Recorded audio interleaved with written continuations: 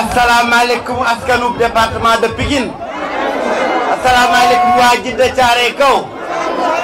waaw maa ngi nuyu ku nekk ci turam nuyu ku nekk ci santam am tey l'honneur le plaisir ma dalal fii ci Djiddah Thiaroye Kaw journalistes yi pour waxtaan ak ñoom leeral ci dossier élection département de Pikine ñu am beaucoup de plaisir tey di dalal fii bépp sunu naataango li naan l'opposition li ci ëpp solo tey accepté nañu sunu invitation ñu ñëw ànd ak ñun moo tax ni ko maître de cérémonie waxee du ma guddal ci wax ji damay jël rek ay kàddu pour dalal sunuy gan yi ñu fi fekk tey sunuy gan ñu nekk d'abord waa li ñuy wax les activistes yi nekk ñi nga xam ne bokkuñu ci benn langue politique dañuy xool li nga xam ni jàpp nañu lii mooy dëgg lii mooy yoon ñu ànd ak ña koy xeex di ko xeex wala yëkkati ko di ko xeexal seen bopp moo tax kii di Guy Marius Sagna kii di sëñ Mourtala bi jiite collectif ñoo lànk kii di Clédor Sène mi ngi ci yoon di ñëw kii di Assane Diouf dëkk Djiddah Thiaroye Kaw toog ci biir salle bi donc ñoo ñëpp ñu ngi leen di gërëm di leen sant bu baax a baax ñu ñëw fi toogal ñëpp ñi nga xam ne ñooy activistes yi ñoo nekk la société civile dalal tamit jàmm fii ci biir Djiddah Thiaroye Kaw ci biir département de Pikine donc sunu naataango bu coalition Yewwi Askan Wi coalition Yewwi Askan Wi ñu envoyé délégation autour de Ousmane Sonko président maa ngi lay nuyu di la ziare bu baax a baax avec Déthié Fall donc ma félicité ko ci rôle bi am solo bi nga xam ni joué na ko ci waxtu fa dëgg yàlla organisation élection yi ci biir Yewwi Askan Wi kii di sunu frère donc le maire Khalifa Sall ak le frère Djibril Diop ñoom ñëpp ñu ngi leen di nuyu di leen ziare bu baax a baax ñuy délégation Yewwi Askan Wi nga xam ne ñoom ñoo leen fi teewal donc wàllu askan wi également envoyé fi délégation boo xam ni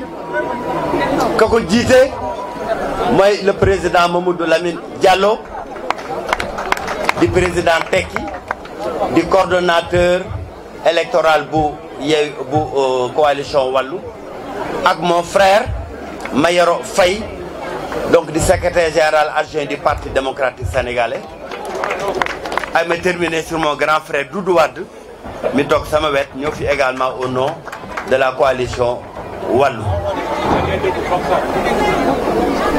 donc ma beral nuyoo maître El Modou mi nga xam ne tey moo fi toogal le collectif des 4 avocats nga xam ne moom la coalition wàllu jiital pour ñoom la mandaté pour ñu défendre donc dossier bi au niveau de la cour d'appel may annoncé ni dossier boobu déposé nañ ko démb mu nekk dossier boo xam ni El Modou dina ci ñëw peut-être yenn détails dañoo jóge ci élection de ville yi ci département de Pikine ñun ñu jot les PV qui proviennent pratiquement de l'ensemble des bureaux de vote def suñuy calcul sur la base de ces PV yu jóge ci bureau de vote yi gis ni rawee nañu coalition Benno Bokk Yaakaar plus de 2045 voix ñu ni gagné nañu l'affaire est pliée parce que résultat yi bañ koy wax ci procès-verbaux yi jóge ci bureau de vote yi lañ ko basé woo dans le même temps ñu am ñuy bàyyi xel di bàyyi nopp les travaux de la commission départementale de recensement des votes ñuy avancer ñuy gis ni au fur et à mesure que ñoom ñu ngi dépouiller avance de 2045 voix bi ñu amoon mi ngi fondre di fondre ba à la fin ñu gis le président de la commission de recensement des votes proclamer une victoire surprenante de Benno Bokk Yaakaar mais yàlla may ñu suivroon travaux yi de manière très minutieuse et c'est l'occasion donc ñu féliciter sunu représentants ya fa nekkoon. C'est aussi l'occasion ñu féliciter les 12 candidats que nous avions dans les 12 communes du département de Pikine parce que dossier bi du dossier Cheikh Dieng kese dossier wu d'abord le wàllu du département de Pikine la xañ ne dañoo jiital Cheikh Dieng mais 12 communes yi nga xam ne ñu ngi ci biir département de Pikine la cay Cheikh Dieng moo leen ci donc ñu bëgg féliciter leen ci taxawaay bi nga xam ne am nañ ko ci campagne électorale bi mais également dossier bi mu commencé ba léegi ñu ne ma du Cheikh Dieng du sa combat yow rek ku mel ni Mame Diarra Fam ku mel ni honorable Marie Sow Ndiaye ku mel ni Djibi Sow mi ku mel ni le frère Alioune Sy bu Dalifort taxawaay biñ ci am man sax amu ma ko ci kon c'est l'occasion ñu féliciter toutes les 12 communes du département de Pikine ci seen taxawaay man ak ñoom ñoo ànd tey di leen dalal fii ci QG coalition wàllu bu Djiddah Thiaroye Kaw donc biñ gisee la coalition le président de la commission départementale de recensement des votes proclamer ay résultats à la surprise générale mu jox coalition Benno Bokk Yaakaar victoire ñu ne ko dinañ leen bët lan moo tax ñu dellu ci procès verbaux yi gis si ay irrégularités yu bare ci travaux de la commission benn ci ñu gis ni dafa am un trafic des voix yu doon jóge ci commission départementale de recensement des votes muy lu garaaw président man ni dans telle commune dans tel centre de vote dans tel bureau de vote coalition wàllu am na fa 10 voix alors que coalition wàllu 13 voix la fa am coalition Benno Bokk Yaakaar mu ne am na fa 15 voix alors coalition Benno Bokk Yaakaar 8 voix la fa am loolu dañ ko def dans plusieurs bureaux de vote parce que li dul am souvent dañoo jël le soin moom bi muy proclamer résultats yi en commission ñu doon jël note ca la mu doon wax comparer la mu wax ak la nekk ci PV yi jóge ci bureau yi gis ni donc dafa am un trafic donc bu président commission bi def foofu te li ñuy wax dafa firndeem dafa yomb ndax PV ñun yi ñuy sukkandiku ñu mi ngi en notre possession donc ñu jëlee ko ci bureau de vote yi gis également beneen façon trafic boo xam ni def nañ ko ci organisation élection yi ñëpp a xam ni coalition Yewwi Askan Wi nekkul woon candidat au scrutin de ville ñëpp a xam ni IPD nekkul woon candidat au scrutin de ville mu am ay bulletins de vote yoo xam ni ñu doon organiser vote bi coalition Yewwi Askan Wi coalition IPD ak yeneen coalition yu nekkul candidat au scrutin de la ville dañoo dugal seeni bulletins dans le scrutin ci centre de vote yooyu ci bureau de vote yooyu ba ñooñu am ay score tey buñ doon natt coalition Yewwi Askan Wi li mu am ci scrutin de ville bu leen ko waxoon da ngeen di ub seen gémmiñ bulletin Yewwi lu muy def ci scrutin de ville dans le département de Pikine alors que ñoom ñoo leen tere ñu nekk candidat ci le scrutin de ville de Pikine am également beneen façon njuuj njaaj bu ñu gis mooy bu ñuy dépouiller bulletins yi dañuy gis ni dañuy octroyer ay score dañuy lister ñi nga xam ne ñoo compétir dans ces bureaux de vote ñaar wala ñetti coalition yi nga xam ne elles sont régulièrement en compétition yi saa yi ñu tëb coalition wàllu yi saa yi ñu tëb coalition Benno Bokk Yaakaar mais amul benn bureau de vote boo xam ni dañ fa tëb coalition Benno Bokk Yaakaar mu am score ànd ak yeneen ñaari coalition yeneen ñetti coalition ya ca des ñu tëb leen ci score yi ñuy joxe xanaa même bu ñu fa demoon amoon score 0 da ngay bind coalition Yewwi am na 0 da ngay bind coalition Wallu am na 0 nga bindal ko 0 mu am également beneen façon njuuj njaaj bu ñu gis surtout nag Mbao c'est vrai que on a tardé à rassembler l'ensemble des PV parce que il y avait une situation particulière à Mbao où gouvernement bi administration territoriale les forces de police et de gendarmerie dañoo mettre la pression maximale sur sunu candidat ba nekkoon foofu ci période élection yëpp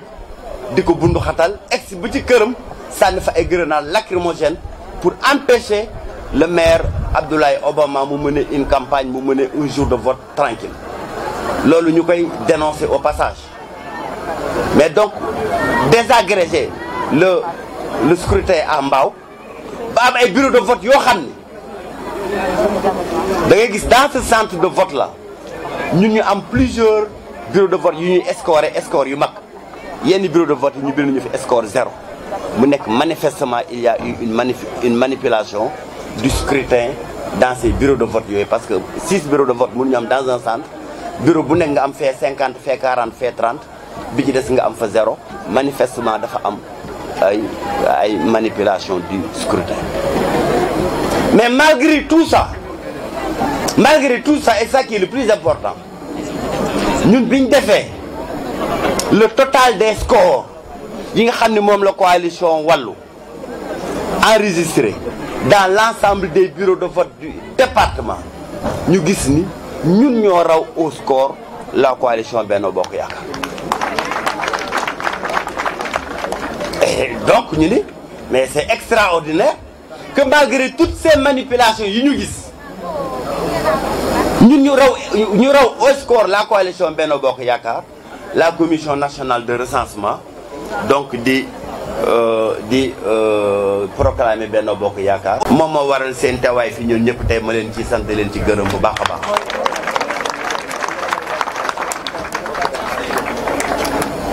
mais président ma yëgal leen ni bi ngeen ñëwee fekk ngeen fi depuis le premier jour la coalition Wallu Askan Wi du département de Pikine commencé combat bi gis nañ ci Ablaye Diop qui a été réélu maire de Guinaw Rail Sud ñu koy féliciter di ko gërëm bu baax a baax gis nañ ci sunu sœur Nogay Seck bi nekkoon Pikine Ouest ñu koy féliciter di ko remercier bu baax a baax gis nañ ci notre jeune frère Cheikh Ba de Diamaguène Sicap Mbao ñu koy féliciter di ko remercier bu baax a baax gis nañ sunu frère Pape Senghane de Thiaroye Gare ak toute la section ñu koy féliciter di ko remercier bu baax a baax gis nañ sunu frère vieux Mamadou Ndiaye de Pikine Nord ñu koy féliciter di ko remercier bu baax a baax gis nañ ci également notre frère Abdoulaye Baldé de Pikine Est ñu féliciter ko remercier ko bu baax a baax gis nañ ci également et surtout donc notre frère de Tivaouane Diacksao comment il s'appelle encore Moustapha Lo ñu koy féliciter di ko remercier bu baax a baax enfin donc Ndiaga Niang moom duma ko tudd ñëpp gis nañ ni réunion bu ñuy def moo koy jiite réunion bu ñuy def moo koy présider combat bu ñuy def moo nekk ci kanam vraiment je vous président damaa bëgg assurer une motion de félicitation particulière à kii di frère Ndiaga Niang mais également une motion de félicitation particulière kii di honorable Mame Diarra Fam boo xam ne taxawaayam kenn du ko lam-laamee coordonnateur groupe yi bi ñu tàmbalee ba léegi la sœur honorable Marie Sow Ndiaye moom mooy assurer coordination groupe yi lépp luñ ci def moo ko organiser moo ko jiite ma bëgg ko féliciter bu baax a baax. Et je termine, je pense que les frères et les sœurs yi nga xam ne yëpp dañoo nekk dans les départements environ muy département de Guédiawaye gis naa fi ma sœur Waré Sarr mu ànd ak le président Ndiogou Malick muy département Kër Massar bis bu ne ñu gis fi la sœur Fatou Sow gis naa ko donc ñu ngi koy féliciter heure bi ñëw day ànd ak la sœur Marie Aw mais également Gawsu Koma bi nga xam ne tey mi ngi fii ci Yëmbal à Kër Massar gis nañ ko dans tous les combats que nous sommes en train de mener